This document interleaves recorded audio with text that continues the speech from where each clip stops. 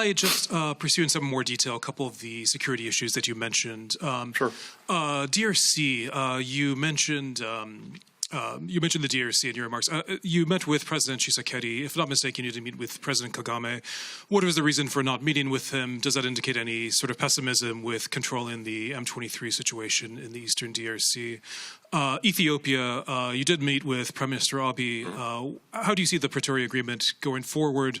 The fact that you met with him, does that show that Prime Minister Abiy is back in U.S. good graces? Could there be discussion, perhaps, of renewing AGOA membership for Ethiopia? And if I could just pursue AGOA a bit more broadly as well, the president talked about a U.S. MOU with the nascent free trade agreement of Africa. What does that mean for AGOA? I mean, should African leaders presume that AGOA is finished after 2025? Thanks. Great. Sean, thank you very much. Let me say this a little bit more broadly before addressing the specific conflicts you point to. As I said a moment ago, the approach that we've taken, actually from day one of this administration, has been to support and empower African-led solutions to challenges the continent faces, including the conflicts that you've alluded to. And from day one, whether it's Ethiopia, Eastern DRC, Somalia, Sudan, the State Department has been deeply engaged, and we've lent our support, our assistance to the African Union, to the EAC, to other regional groupings, to individual countries, to try to help solve these challenges. That's been the approach we've taken. We believe that whenever and wherever we can find African-led solutions to these challenges, we're going to be better off, they're going to be more sustainable, and I'm proud to say that our diplomats have played, I believe, important roles in helping to move some of these forward. So, with regard to Rwanda and the DRC, first of all, I spoke to President Kagame on the phone just before the summit, and we had a good conversation, just as I had a chance to speak here in Washington to President Tshisekedi.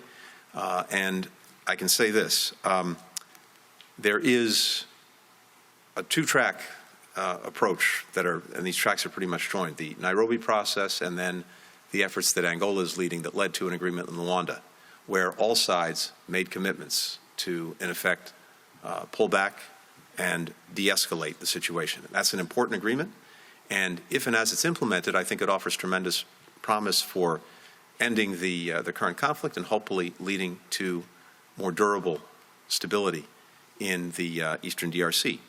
Now, a big part of that is M23 genuinely pulling back.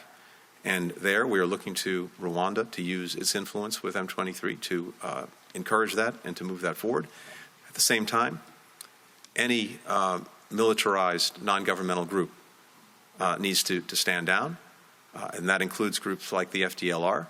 And we're looking for all sides to use their influence to ensure that that happens. Rwandan forces need to pull back.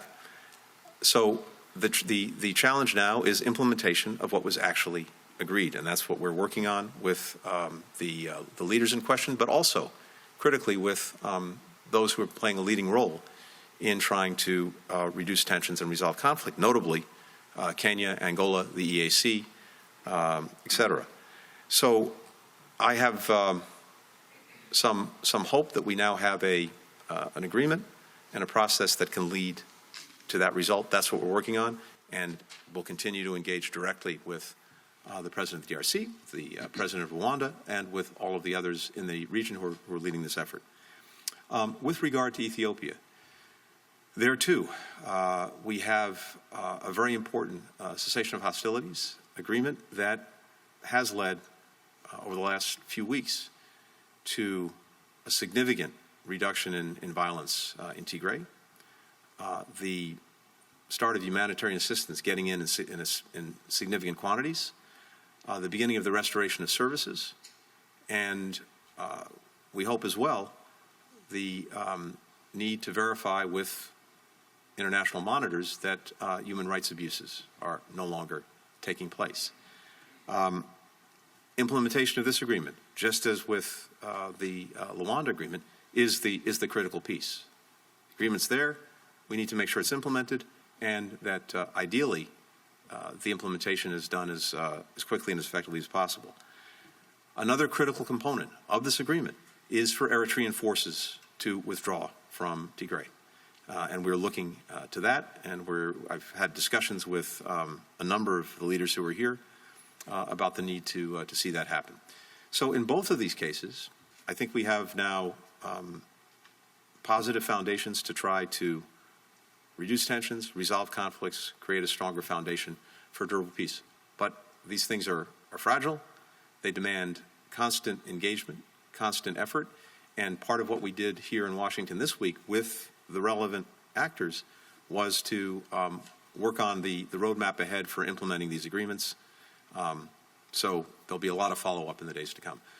With regard to AGOA, it's produced, I think, tremendously positive results in the time that it's been in force. And we are discussing now with all of the different stakeholders, the partner countries, the private sector, our Congress, and listening to them, learning from them about how AGOA can be as effective as possible, and having these conversations as we look to see where we take it once it expires, as you said, in 2025. As to countries and their participation in AGOA, the law has clear criteria, and we simply apply the facts in any given case to the law. Anthony Osei Brown, Bloomberg Africa.